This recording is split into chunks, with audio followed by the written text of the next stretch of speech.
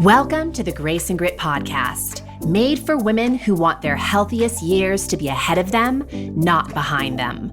Join your host, Courtney Townley, right now as she breaks down the fairy tale health story you have been chasing all of your life into sensible action steps and lasting change.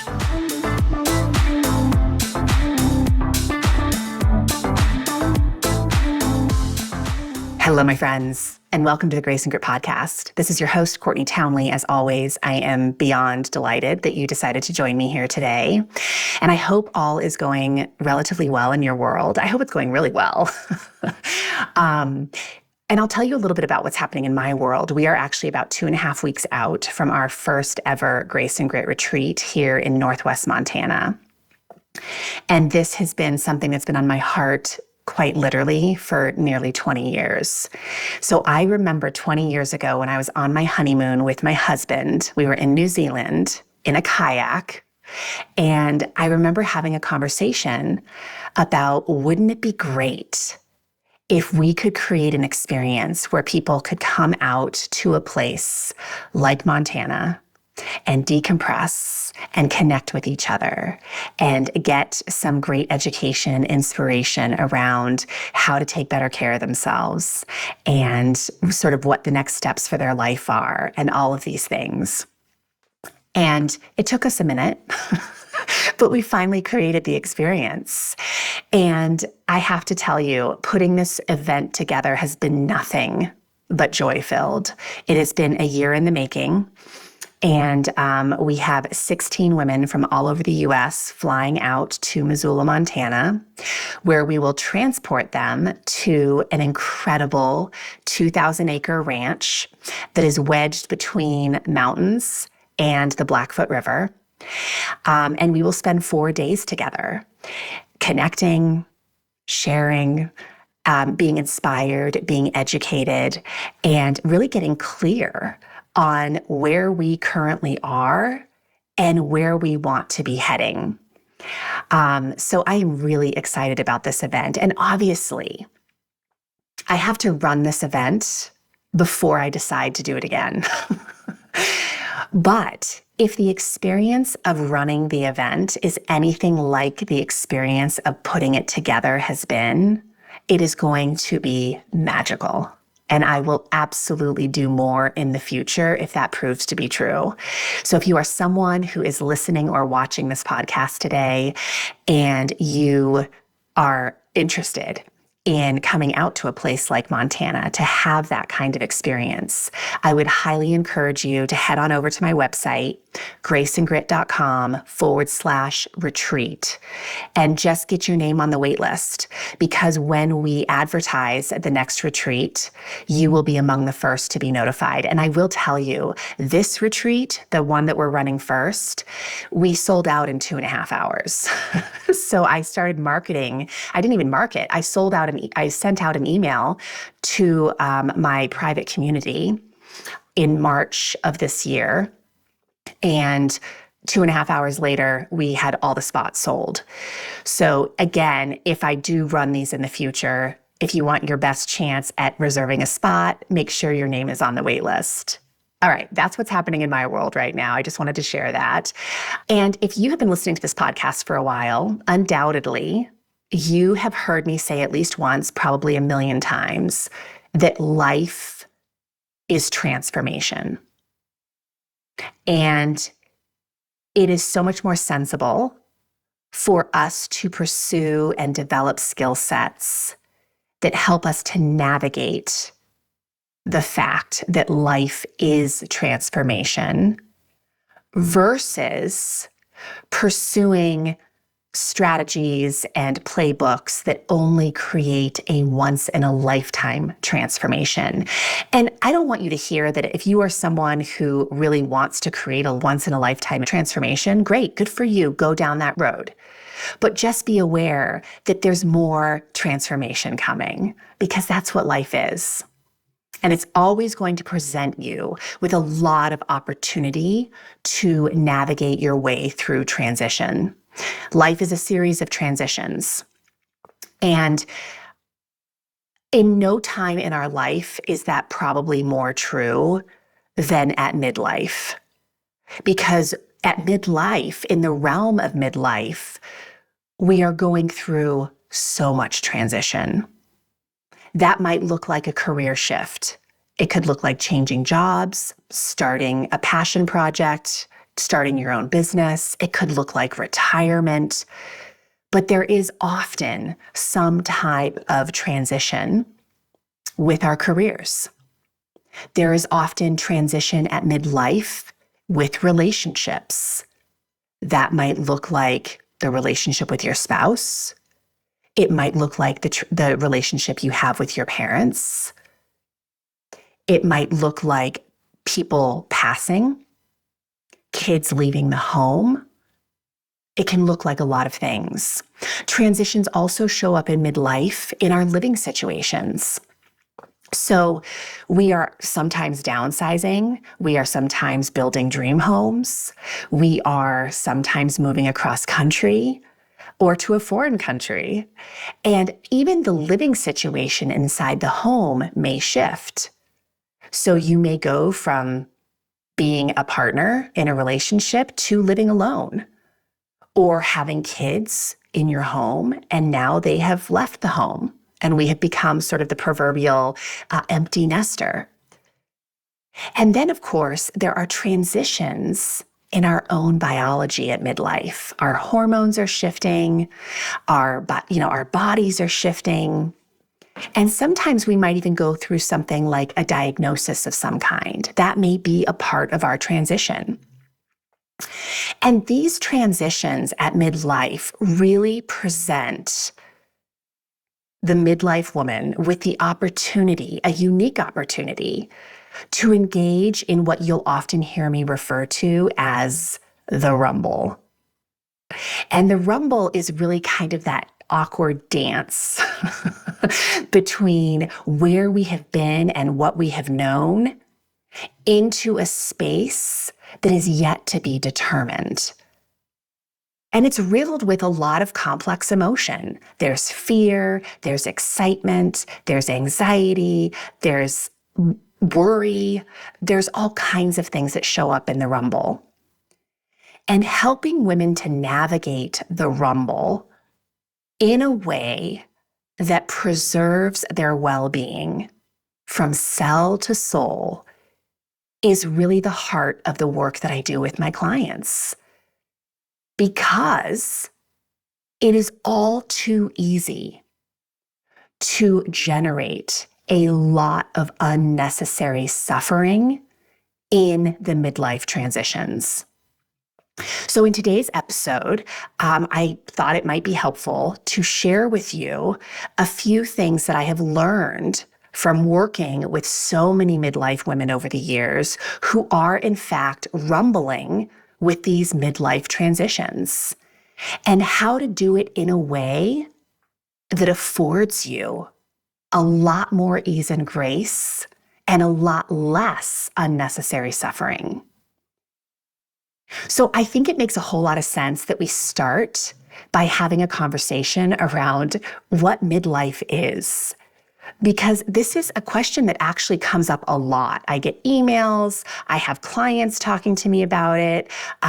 People who listen to the podcast will reach out and say, okay, what are you actually calling midlife? Because I'm not in midlife. And yet your work is speaking to me. And I want you to know that I cast a very wide net over this term of midlife. So essentially, that net is spanning the space between young adulthood and old age. And I think old age is something that we decide. We get to decide when we're old. And some people decide to be old, to step into old age at a very young age in terms of actual numbers. I know 50-year-olds. I know 30-year-olds who have stepped into old age. So what do I mean by that? I mean, so old age to me is when we don't really talk about the future. We only talk about the past. We don't really take new risks. We're set in our ways. We no longer challenge ourselves. And we kind of start to fade out. So you can imagine trying to put a number on middle age is kind of tricky because it really is up to you to decide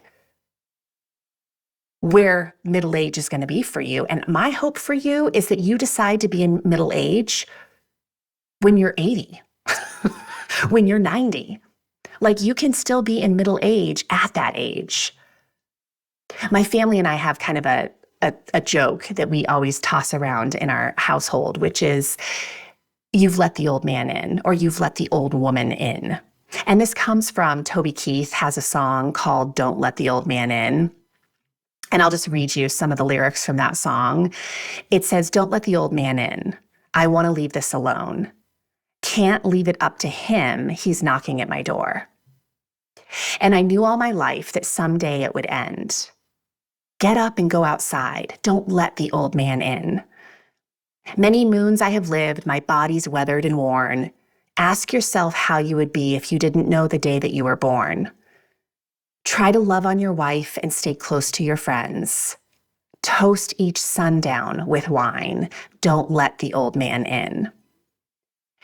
And that song has kind of, again, inspired this joke in my family where when one of us is not participating fully in our life, or we are being really kind of shut down about something, or we aren't willing to take risks or be playful or find the fun in something, our joke is, you've let the old man in.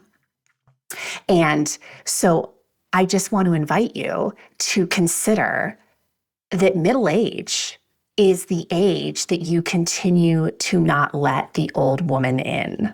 Like, and again, I'm not saying there's anything wrong with old age. There isn't. But it's an attitude, right? That's what I'm really referring to here. That when we adopt the attitude of becoming an old woman, we do sort of behave in a way where we're only past focused and we aren't taking risks anymore and we are waiting for the end to arrive. I heard an interview the other day on, I think it was on Instagram. I just saw a clip and I did not catch the woman's name, but I believe she's a physician. She's 102 years old, 102. And she still has a 10-year plan. And I just thought, what a great example of middle age, right? Like she's still looking to the future. She still believes and is living as if there's all this time ahead of her.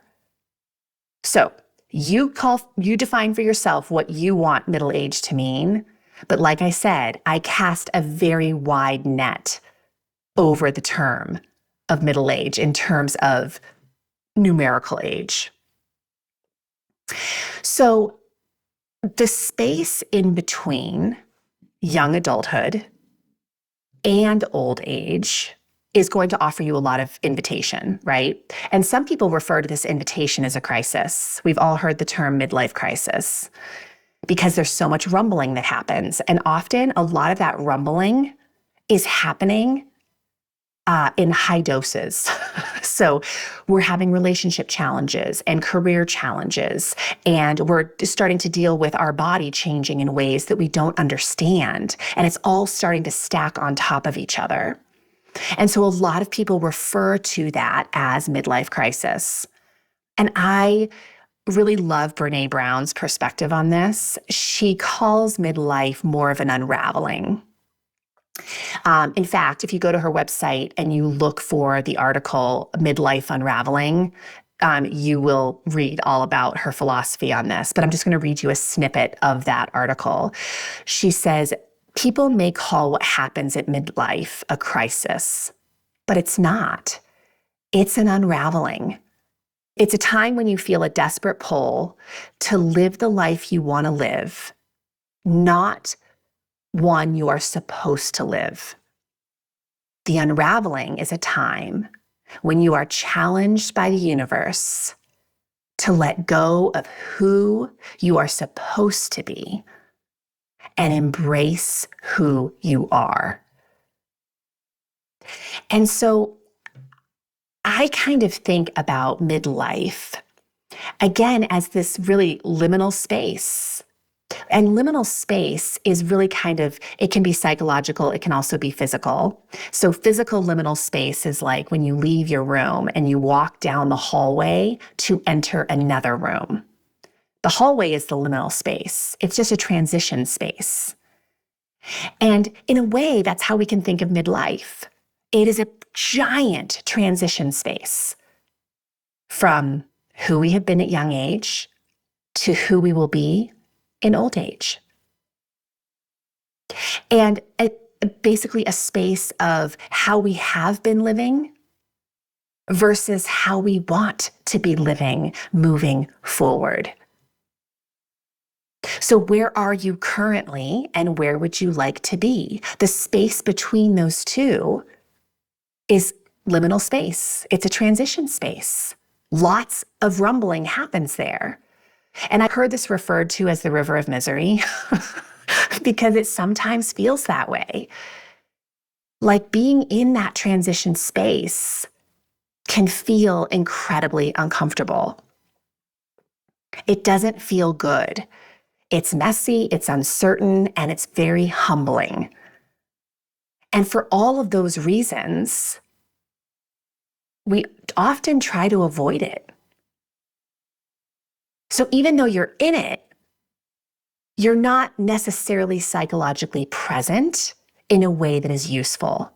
And a great example of this is our insane to-do lists and our quest to always be busy and fill every moment of time with more to-dos. It's really hard to question how you want to show up in transition space when you don't even have time to acknowledge that you're in it. We also distract ourselves from transitions, especially transitions that feel hard, right? And we buffer. So we turn to alcohol. We turn to, cigarettes and smoking and Netflix and social media and complaining and all these things that might temporarily make you feel better, but they don't actually help you to transition in a powerful way into whatever's next. Another thing that I see that we do to sort of avoid and distract ourselves from the discomfort of transition is I see a lot of women paying the price of staying the same, even though it's super uncomfortable for them and they don't want to be there. They want to change, but they don't change to make other people comfortable. They don't want other people to have to rumble with their discomfort. And so they stay in a space of people pleasing. And the cost of that, of course, is that we make other people really comfortable, but we make ourselves wildly uncomfortable. We behave in a way that makes other people like us, but we end up not liking ourselves. We also start compromising the promises that we make to ourselves. Like we have some inkling of what we really want, and we might even make a plan for how we're going to attain that. And then when life gets a little complicated, as it always does, we are the first things we remove from our to-do list. We don't treat our own desires with urgency. And that comes at a big price because it costs us our self-trust and ultimately our self-confidence. So we start sinking at midlife rather than rising at midlife. And here to me is the most maddening part of all. And you've heard me speak about this before if you've listened to this podcast.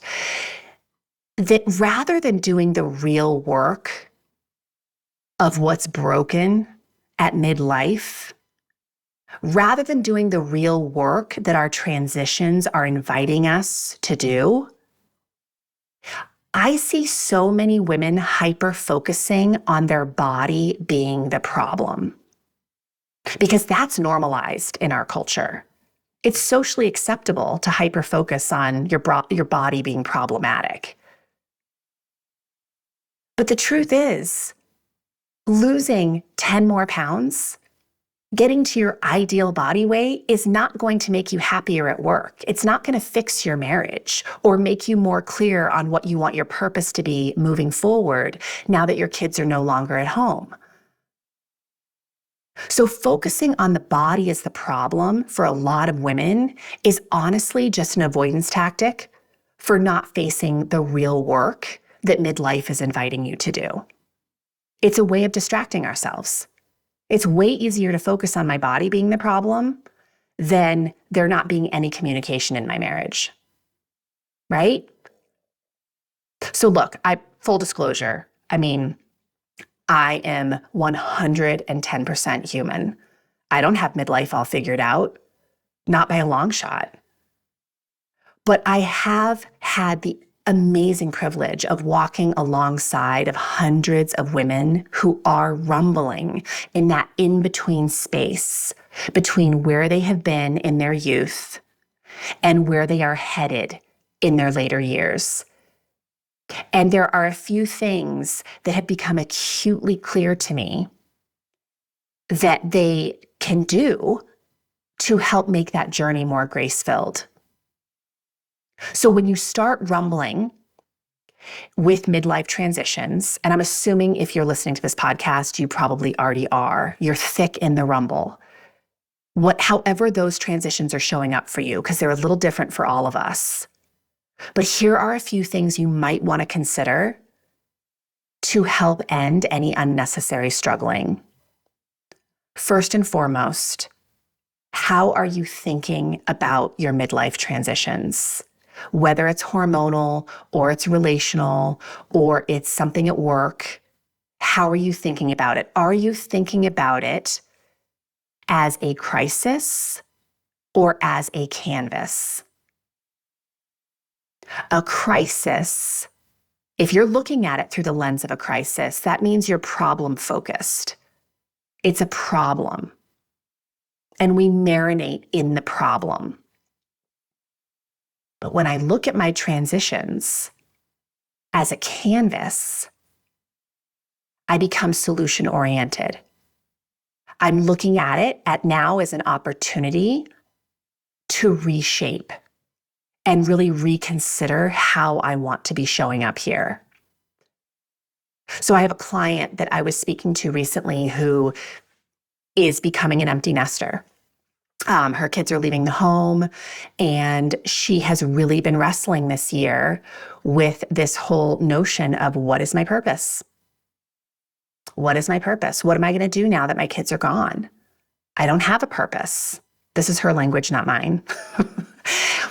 And one of the things we have really kind of done a deep dive into is the idea that you don't need to wait for your purpose to find you. Decide what you want your purpose to be. Be willing to experiment with a lot of different things to see what lights you up. Don't wait for it to be delivered to your front door, because that day may never come. Decide where you want to put your time, energy, and focus now that it's not this. That is an example of looking at a midlife transition as a canvas and not a crisis. Another thing a common thread that I find a lot is that it is very helpful to travel with more grace through midlife transitions when you self-coach rather than self-deprecate. Because rumbling is really uncomfortable without self-deprecating. Because again, we don't know how it's going to turn out. We feel a little lost in the wilderness.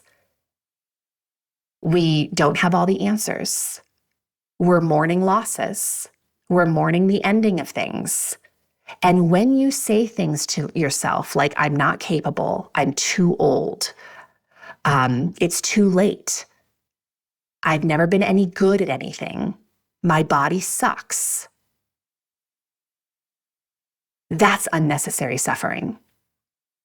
That's like watching your kid at a soccer game, and rather than cheering them on when they're having a hard time, you know they haven't been playing well, and you can see on their face the disappointment. Rather than giving them words of encouragement, would you ever yell like what a loser they are, that they should leave the field, that they should stop trying? Of course you wouldn't. So why would you do that to yourself? And man, do I bump up against this a lot, where women are self-deprecating rather than self-coaching in the thick of midlife transitions. That is not useful. Another thing I want to offer you is that there are a lot of endings in life. There are endings of relationships. There are endings of passions and pursuits. There are endings of careers. There are endings of all kinds of things. And when we make endings mean that we have failed, man, does that hurt. And not only do we make it mean we failed, but then we roll into the self-deprecating. So it becomes this very slippery slope into a lot of suffering. So what would it look like for you when something ends to redefine it as a completion rather than as a failure? This thing is just now complete. It doesn't have to mean that you have failed. I think of clients that have injury, like really significant injury, their bodies, they've had surgeries, things where they can no longer participate in a sport in the way that they once did. And there is a grief that goes with that for sure. I encourage them to move through their grief, to feel it, to experience it, to mourn it, because completions can bring up emotion. But when we look at that I have failed, when we define it as a failure, either I have failed or my body has failed, how does that help you to move forward? How does that help you to suffer less? It doesn't. It makes you feel like you're sinking in quicksand. Another thing I would offer to help you move through midlife transitions is, and I say this, I have shared this in other podcasts, but even if your scenarios rather than what if them. I use this all the time in coaching, where I will hear a client what ifing herself to death. What if I go on a date and they don't like me? What if I go to the interview and I don't get the job? What if I put in all this effort around taking better care of myself and I don't lose weight? And what ifing is like asking this wide open-ended question to something outside of yourself. Like, who's going to answer that question for you? Nobody. What if? It just makes you worry. It just fills you with anxiety. It's not actually filling you with confidence and sort of a can-do attitude. It doesn't encourage you to show up. It makes you want to retreat because you don't know. So don't what if yourself, even if yourself. Even if I go on this date and I don't like the guy. Even if I go to this job interview and I don't get it. Even if I put all this effort in to take better care of myself and I don't lose a pound. Finish those statements. Complete the statement of even if, because what you will show yourself is that you have an answer. Even if I don't even lose a pound, I will still be proud of myself that I am showing up in a way that helps me function better. Even if he doesn't like me, so what? There's a lot of fish in the sea. That's self-coaching. I would also encourage you to expose your truth rather than hide it. And what I mean by this really is ask for help. Bring other people into the fold of your rumble so you're not rumbling alone. I was having a conversation the other day with this brilliant coach, and I didn't know her. I had just met her for the first time. We were having a Zoom call, and we were kind of working on some ideas for a project. And clearly she's incredibly skilled. Clearly she has immense experience, and she is very good at what she does. In fact, I think she probably has more experience than I do. I mean, it was just so clear that she has been in this for a very long time. And what struck me halfway through the conversation is she said, look, Courtney, I've been doing one-to-ones forever, like one-to-one coaching, but I've never coached in a group. Can you help me with that? How do I do that with more ease and grace? And in that moment, I was like, wow, I have so much respect for you right now, because you have so much skill, so much experience, so much reason to be confident, which is incredible. And you are simultaneously asking for help, so she can avoid unnecessary rumble in a space that she's not as familiar with. That is how we transition with more ease and grace. We ask for help. Help might look like therapy. It might look like coaching. It might look like making a phone call to a friend. It might look like telling your spouse or your partner or somebody you work with that you are rumbling. But when we hide from other people and we don't expose our truth, that is a heavy burden to bear, because people can't help you when they don't know that you're rumbling. And ladies, we are really awesome at masking our rumbles, putting on the smile, walking out the front door, acting as if everything is okay when it's really not. And that doesn't solve problems. That doesn't make the rumble go away. It makes it lonely, and it makes it brutal.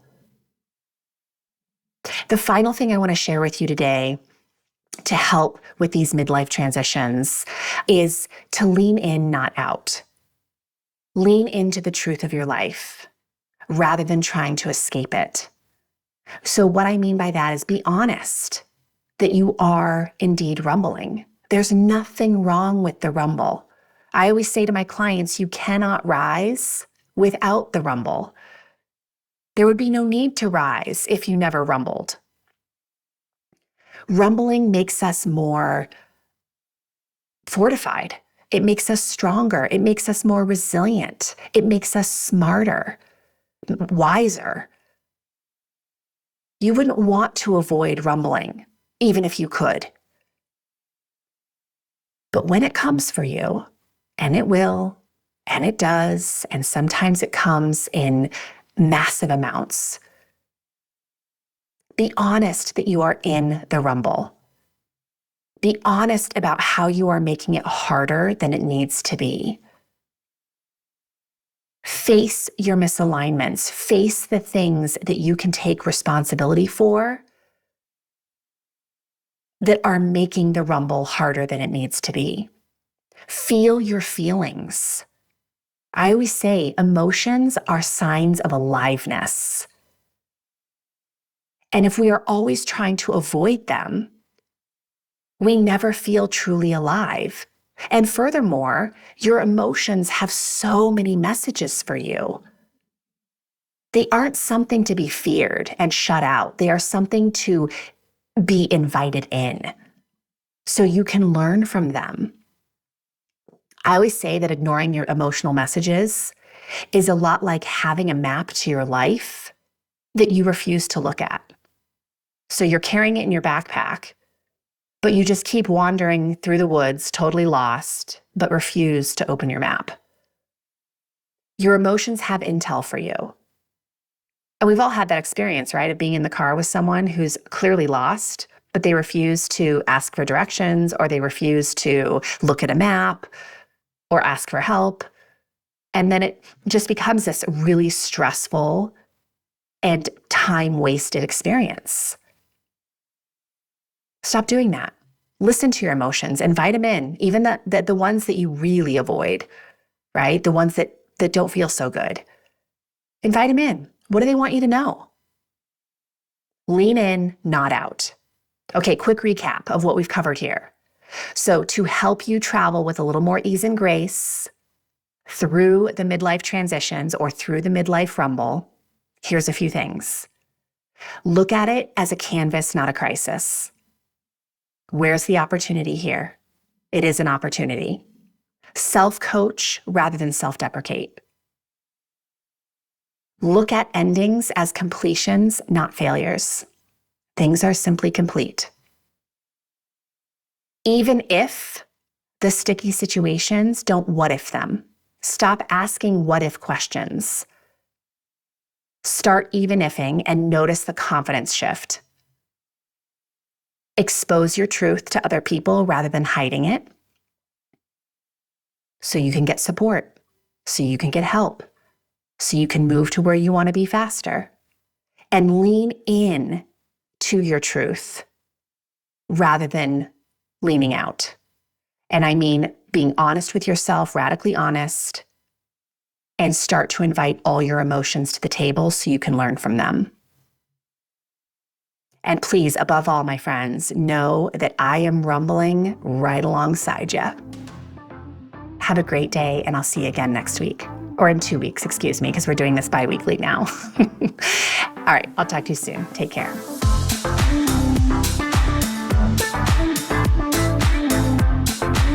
Thank you for listening to the Grace and Grit podcast. It is time to mend the fabric of the female health story. And it starts with you taking radical responsibility for your own self-care. You are worth the effort. And with a little grace and grit, anything is possible.